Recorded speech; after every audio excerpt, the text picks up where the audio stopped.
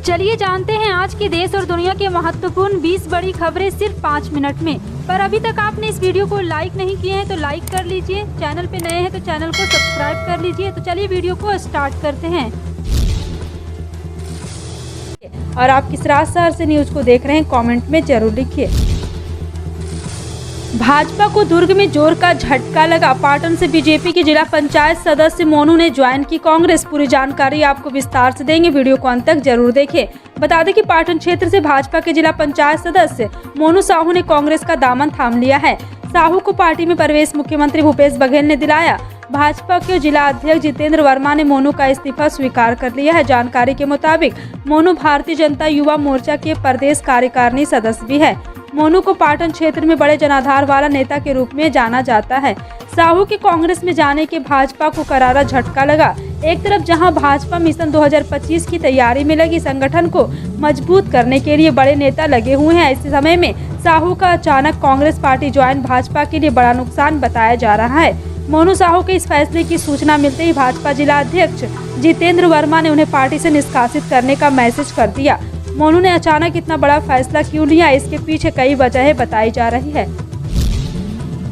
मोदी सरकार में कृषि मंत्री नरेंद्र सिंह तोमर के संसदीय क्षेत्र मुरैना में एक बार फिर भारतीय जनता पार्टी को झटका लगा। मुरैना नगर निगम में सभापति के चुनाव में भाजपा को हार का सामना करना पड़ा है। कांग्रेस के सभापति उम्मीदवार राधा रमन उर्फ राधा टंडोतिया ने 6 वोटों से जीत हासिल की है। मुरैना महापौर सीट हारने के बाद सभापति की सीट भी हारना केंद्रीय मंत्री नरेंद्र सिंह तोमर के लिए एक बड़ा झटका माना जा रहा है। मेयर का पद गंवाने के बाद सभापति की सीट को हासिल करने के लिए सभी नवनिर्वाचित बीजेपी पार्षदों को केंद्रीय मंत्री नरेंद्र सिंह तोमर ने दिल्ली बुलाकर अपने बंगले पर रात भर उनके साथ मंथन किया था।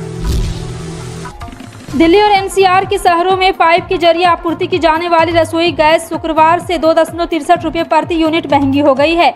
2 सप्ताह से भी कम समय में सीएनजी के दाम दूसरी बार बढ़ाए गए हैं। राजधानी दिल्ली तो आसपास के क्षेत्रों में पीएनजी और सीएनजी की आपूर्ति करने वाली इंद्रप्रस्थ गैस लिमिटेड ने कहा है कि दिल्ली में पीएनजी का दाम अब 50.59 रुपये प्रति घन मीटर होगा।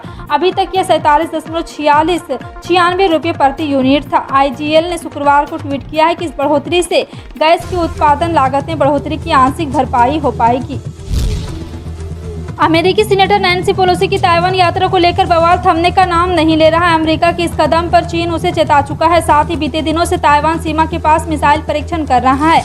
अब चीन ने नैन्सी पेलोसी के खिलाफ प्रतिबंधों की घोषणा की। उधर नैन्सी पेलोसी ने भड़के चीन पर जुबानी हमला बोला है। कहा है कि वो अमेरिका के नेताओं को ताइवान जाने से नहीं रोक सकता। ताइवान को अपना हिस्सा बताने वाले चीन को किसी बाहरी देश की ताइवान मुद्दे पर दखलंदाजी गले नहीं उतर रही है। तेलंगाना के हैदराबाद से सटे शमशादाबाद में 2 अगस्त को मस्जिद गिराए जाने से भारी बवाल मचा है। बता दें कि मस्जिद ख्वाजा महमूद को गिराए जाने को लेकर मुस्लिम समुदाय का आरोप है कि यह सोची समझी कार्रवाई है। उनका कहना है कि मुख्यमंत्री के चंद्रशेखर राव की इजाजत के बिना यह संभव नहीं था।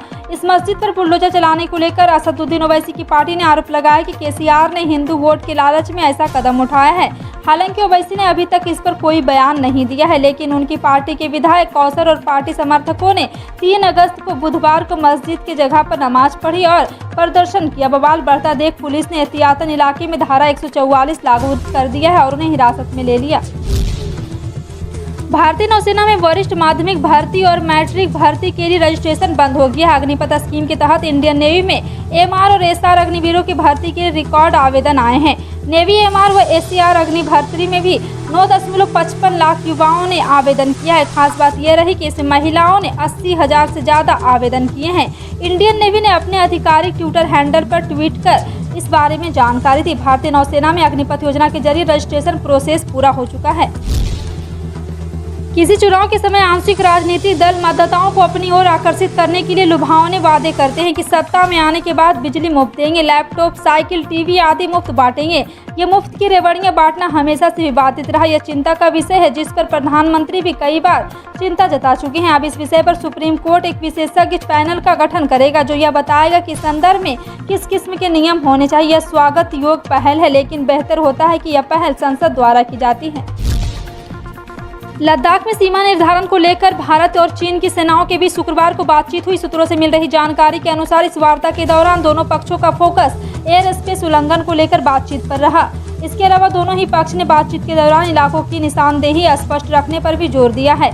इससे पहले भी सीमा विवाद के निपटारे को लेकर दोनों ही पक्षों के बीच कई दौर की वार्ता हो चुकी है, लेकिन इन वार्ताओं के बावजूद भी अभी तक कोई संतोषजनक परिणाम नहीं निकल पाया है। कुछ महीने पहले ही भारत और चीन 15वें दौर की सैन्य वार्ता में लंबित मुद्दों को हल करने की दिशा में कोई महत्वपूर्ण प्रगति नहीं करने में नाकाम रहे। पंजाब के लाखों लोगों को बिजली के बिल जीरो आने शुरू हो गए हैं और इसी जीरो बिल के आने के बाद पंजाबी विश्वास ही नहीं कर पा रहे हैं कि अब उन्हें बिजली का बिल नहीं भरना पड़ेगा। अगस्त महीने में तैयार हो रही बिजली के बिल में 1 जुलाई से माफ हुई बिजली के 300 यूनिट को माफ किया जा रहा है और 3 रुपये प्रति यूनिट सब्सिडी भी दी जा रही है, जिस कारण पंजाब के लोगों को सब्सिडी के फायदे के साथ ही 300 यूनिट की माफी भी मिल रही है। पंजाब में अगस्त महीने के पहले दिन में तैयारी हो रही बिजली के बिलों में भगवंत मान की सरकार के वायदे की झलक दिखाई दे रही। यही कुछ पंजाबियों को बिल भरने भी पड़ रहे हैं। इस पर कि विभिन्न राज्यों में जारी मानसून के दूसरे फेज में झमाझम बारिश हो रही। केरल, कर्नाटक जैसे दक्षिणी राज्य में भारी बरसात ने लोगों की मुश्किलें खड़ी कर दी है। इस बीच मौसम विभाग ने आगामी दिनों के लिए उन राज्यों के बारे में जानकारी दी जहां पर बारिश का अनुमान है। तेलंगाना, तटीय और उत्तरी कर्नाटक, दक्षिणी आंध्र प्रदेश और केरल में 5 से लेकर 9 अगस्त तक भारी बारिश का अलर्ट है। इसके अलावा इंटीरियर कर्नाटक में 5 से 8 अगस्त तक तेज बारिश का अनुमान है। इसके अलावा पश्चिमी यूपी के लिए 5 से 7 अगस्त तक बारिश का अलर्ट जारी किया गया है। फिलहाल आपका इन सभी खबरों पर क्या कहना है, कमेंट सेक्शन में टाइप करके जरूर बताएं। इसी तरह की पल की अपडेट जानने के लिए जुड़े रहें आप अपने NTS न्यूज चैनल से। मिलते हैं अगली बड़ी खबर में, तब तक के लिए जय हिंद।